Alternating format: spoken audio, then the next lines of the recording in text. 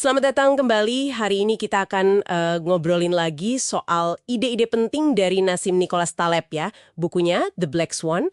Fokus kita kali ini ke peristiwa langka yang dampaknya gede banget, angsa hitam itu, dan gimana kita sering banget nggak siap menghadapinya. Iya, betul. Dan sumber kita ini meskipun cuma kutipan ya, nggak ada 10 prinsip lengkap yang Taleb sebut buat masyarakat tahan angsa hitam itu, tapi tetap kasih kita banyak petunjuk bagus. Kita coba gali gimana caranya bangun ketahanan atau robustness gitu, biar nggak gampang goyah pas ada guncangan tak terduga. Belajar dari alam, terus juga pahami jebakan pikiran kita sendiri. Sip! Jadi misinya bongkar strategi dasar biar nggak rapuh lah ya di Ya. dunia yang penuh kejutan ini. Oke, kita mulai dari pelajaran alam dulu nih. Di sumber disebutnya Ibu Pertiwi, katanya alam itu suka redundansi, suka yang berlebih gitu. Kedengarannya kok nggak efisien ya? Nah, justru itu intinya.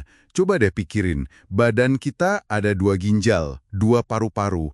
Itu kan kayak asuransi bawaan, ada cadangan kalau kenapa-kenapa. Beda banget sama cara kita seringnya mikir yang maunya optimasi terus, efisien terus. Malah ngilangin cadangan. Sistemnya jadi rapuh banget jadinya.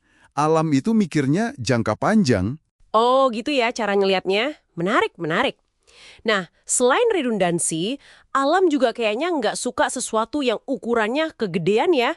Contohnya gajah, hewan darat terbesar kan. Kalau satu mati, ya udah, ekosistem nggak langsung ambruk. Beda sama katakanlah bank gede kayak Lehman Brothers dulu. Satu gagal, wah, guncangannya kemana-mana. Unit. Jadi kalau satu bagian gagal, ya dampaknya lokal aja. Nggak jadi bencana sistemik. Ini pelajaran penting nih. Hati-hati sama gigantisme. Ukuran yang terlalu besar. Oke. Jadi punya cadangan, terus ukurannya jangan kegedean. Terus ada lagi nih soal bahaya stabilitas yang dipaksain. Saya baru kepikiran loh, usaha kita bikin semua stabil, tenang gitu, malah bisa jadi bumerang ya. Betul sekali. Contoh di sumber tuh kuat banget. Misalnya, kita cegah terus kebakaran hutan kecil. Akibatnya apa? Malah numpuk bahan bakar kan? Pas akhirnya kebakar beneran, apinya jadi raksasa, nggak terkendali. Atau contoh lain, pakai antibiotik buat infeksi ringan terus-terusan. Bakterinya malah jadi kebal.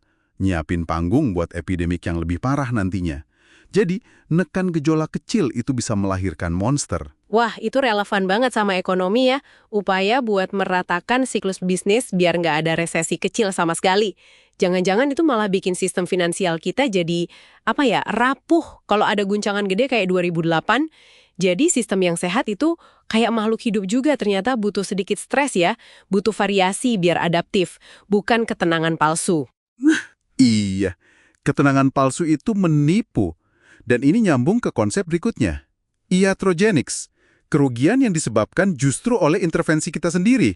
Seringnya karena kita terlalu pede sama model atau pengetahuan kita yang sebenarnya, ada cacatnya. Oh, kayak dokter zaman dulu gitu ya. Niatnya nyembuhin, tapi pengobatannya malah bikin pasien tambah parah karena teorinya salah. Atau kalau zaman sekarang, mungkin kayak model-model resiko finansial yang canggih itu, yang ternyata, buta sama kejadian ekstrim. Apa tadi istilahnya? Kuadran keempat ya, situasi langka, dampak masif, probabilitasnya susah dihitung. Iya, kuadran keempat. Tempat di mana model standar sering banget gagal total.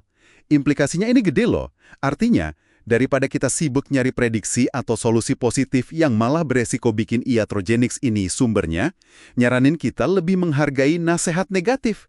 Fokus ke apa yang jangan dilakukan. Maksudnya, tahu apa yang harus dihindari itu malah lebih berharga dan bikin kita lebih kuat, lebih robust gitu. Jadi hindari aja tindakan beresiko tinggi yang dasarnya model rapuh, apalagi kalau potensi ruginya gede banget.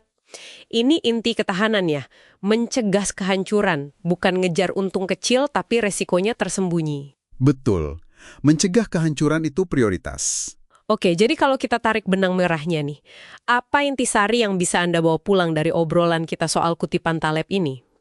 Buat hadapi dunia angsa hitam ini, kita disuruh niru alam. Iya, intinya gitu. Pertama, bangun redundansi. Jangan terobsesi sama efisiensi jangka pendek yang ngilangin bantalan pengaman. Kedua, waspada sama ukuran yang terlalu besar. Sistem yang lebih kecil-kecil tapi terdistribusi itu biasanya lebih tahan banting.